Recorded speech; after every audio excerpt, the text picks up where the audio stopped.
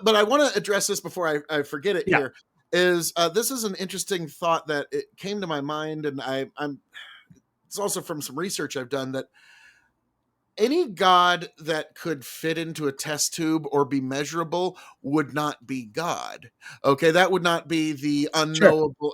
And so God has created a universe in which it is impossible for us to know any measurable quantity or quality of God, because to have knowledge is to have power, and to have any of that measurable knowledge of God would to in some way give us power over God. Hence why our universe is constructed in such a way that we can never attain such information. Sure. And then when we do, that's putting God to the test, right? And we shouldn't be doing Mhm. that. And it So always goes that's bad. that's why I don't go looking to prove that some historical event like proves the Bible true or this, because all of that misses the point to me of the hermeneutics of the Bible, which is, you know, we should, because that would be putting him to the test, right? That's putting him in a test tube, or somewhat is if you're going to go and look for this historical flood that proves that divine revelation is true or something like that. I don't think it would work out well for us if we had a time machine and we went to look at some of these historical events. I think probably God wouldn't look favorably on us going back there to like test to see if the Bible was true. Well, I'll never forget. This is a TikTok that's going around. It's actually pretty good, and it shows people like the sketches. They go back Mhm. in time to meet Christ. Yeah, Christ turns to them and speaks in perfect English, saying, "You're yeah, not supposed to be here." Snaps his fingers, and you're back where you're supposed to be. And that's you basically trying to put him to the test in that way. But like yeah, yeah. now, this is a question that was aimed at Jordan Peterson. I'm curious what you, because we're in the Oh, right, yeah. time machine.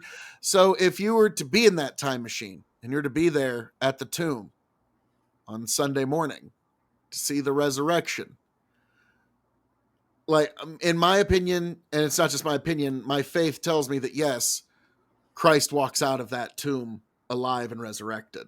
Do you Hmm. think that's what you see that day?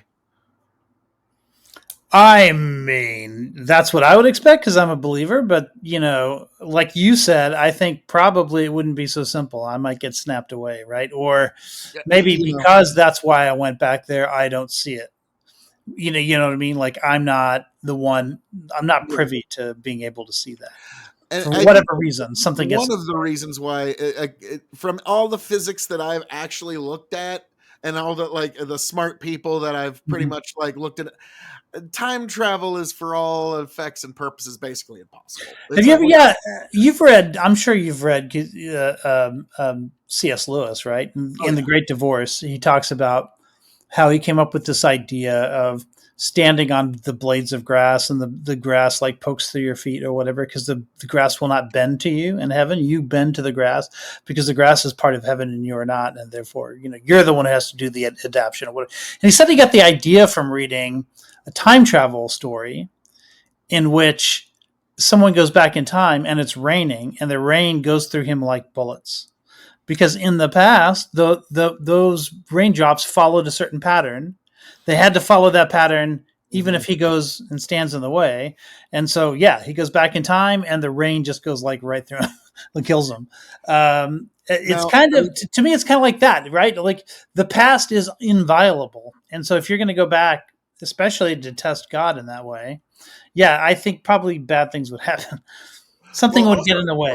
a lot of people forget the fact that like okay, our Earth is spinning around the sun at several thousand miles an hour. The Mm, sun's traveling through the galaxy at about 6,000 miles an hour. And yeah, so if you travel back in time, you better have a really good spaceship.